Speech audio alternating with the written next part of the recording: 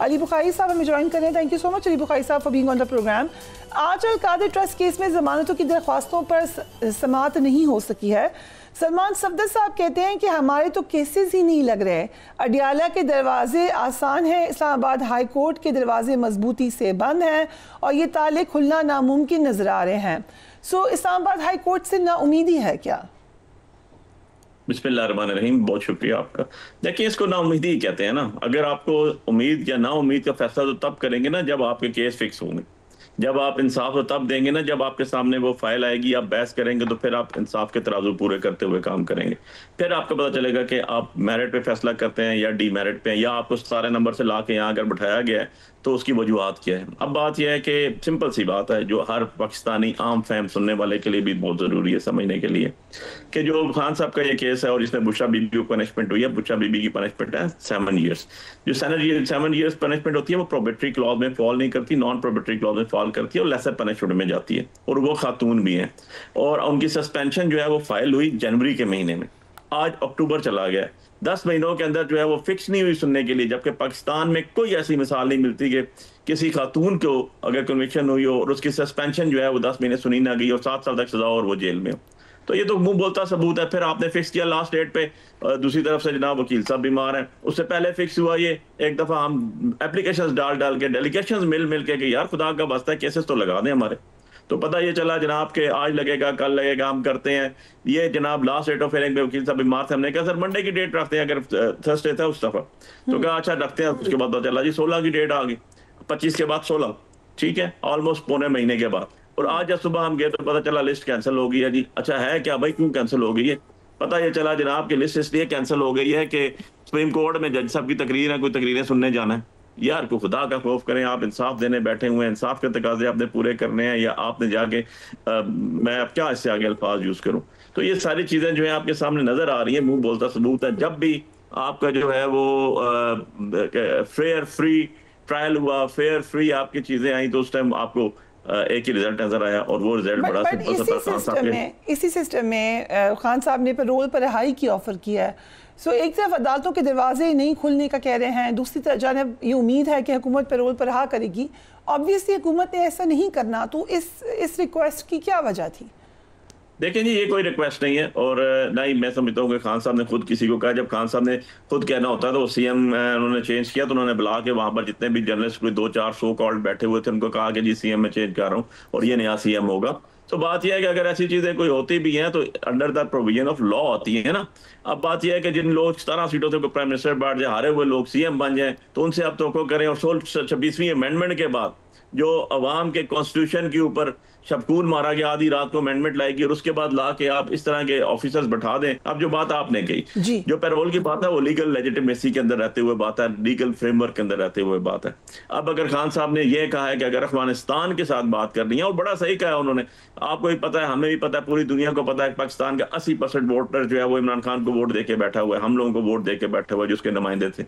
और इमरान खान खाली पाकिस्तान का नहीं, इंटरनेशनल लीडर है, पूरे उम्मत मुसलमान का लीडर है, उसकी बात का एक वजन है। वो जब बात करते हैं, वो जाके ट्रंप को ये नहीं कहते कि अल्लाह आपको बेहतरी करे, बहुत अच्छा करे, वो खड़े होकर कहते हैं कि तारीफें कर रहा है उनकी, वो कह रहे हैं जबरदस्त। गार्डियन तारीफें करेगा ना, क्यों नहीं तारीफें करेगा? क्योंकि 78 साल तारीख में पाकिस्तान जब बना उससे लेके आज तक पहली दफा इजराइल के पार्लियामेंट की जो कवरेज है वो लाइव नेशनल टीवी पे दिखाएगी इजराइल की। मुज़फ़्फ़र रहमान साहब हमें ज्वाइन करें। Thank you so much for joining us on the programme.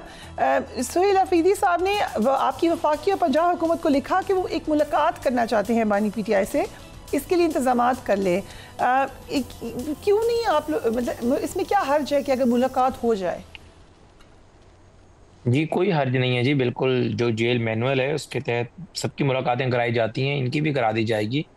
लेकिन उनका जो ख़त है मेरे ख्याल से रात को 8 बजे उन्होंने लिखा था वफाकी वज़ारत दाखिला को और सेक्रेटरी होम पंजाब को, तो ज़ाहिर है उसका एक ड्यू प्रोसेस होता है कि उसको पुट करना होता है और देन फिर उसकी कम्युनिटी अथॉरिटी अप्रूवल देती है।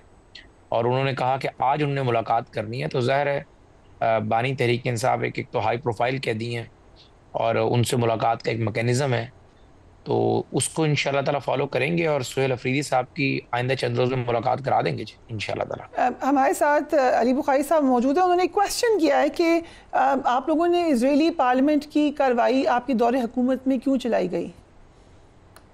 जी बहुत शुक्रिया जी। मैं इसका चाहूँगा कि आपको बड़ा इख्तिसार से जवाब दूँ।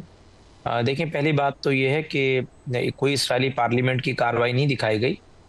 एक्चुअली डोनाल्ड ट्रंप ने जो वहाँ पर गज़ा अमन माहदे के हवाले से जो खिताब करना था वो दिखाया गया।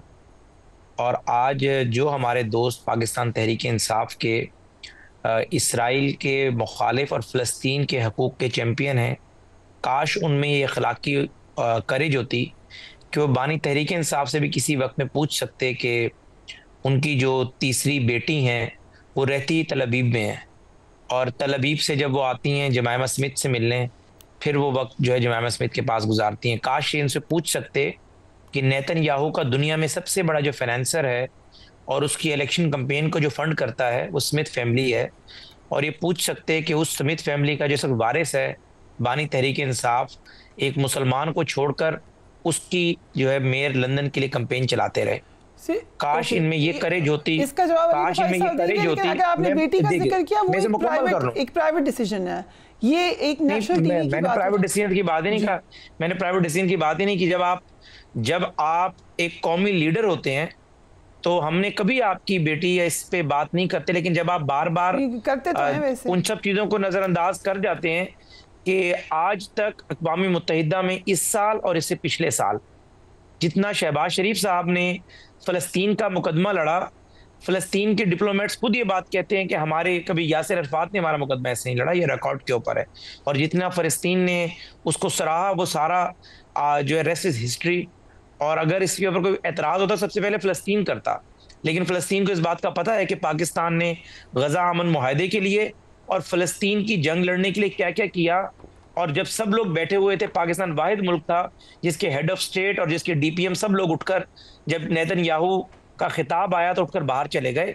तो मेरा कहने का मकसद ये है कि हम ना किसी को इसराइल नवाज कहना चाहते हैं, ना ये कहना चाहते हैं कि कोई इसराइली लॉबी का आदमी है, लेकिन जब आप हकाइक को मोड़ते हैं और बिला वजह जो है इस तरह के मुतनाज़ा मौज़ूआत पर किसी जमात को लेबलाइज करने की कोशिश करते हैं, तो फिर आपको इंतहाई तकलीफ के साथ ये यादहानी कराना पड़ती है कि भाई आपका लीडर तो इसराइल हुकूमत को हुकूमत में लाने वालों का मेन फाइनेंसर है, उनका दामाद है वो, और दुनिया इस बात से वाकिफ है।